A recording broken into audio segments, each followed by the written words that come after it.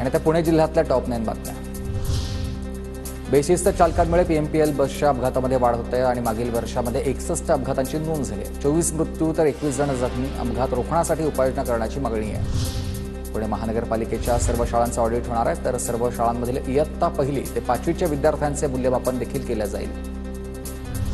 पुण्यातील हडपसर भागामध्ये तडीपार गुंडांकडून खंडणी मागण्याचा प्रकार। किराणा दुकानदाराकडे हत्याराचाच धाक दाखवून त्यांनी खंडणी मागितली। वारजे पोलिसात गुन्हा दाखल झालेला आहे।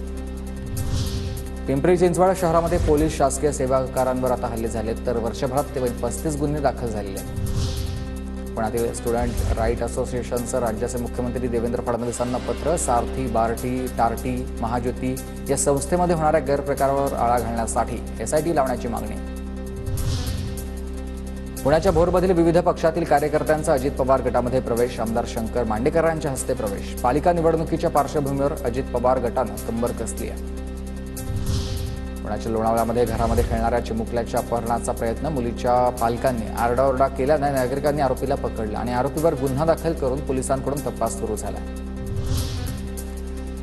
पुण्यातील कला क्रीडा महोत्सवाअंतर्गत भजन स्पर्धेमध्ये मोहुडे खुर्द जिल्हा परिषद प्राथमिक शाळेचा प्रथम क्रमांक। शिक्षणाधिकारी संजय नाईकडेंकडून विद्यार्थ्यांचा कौतुक।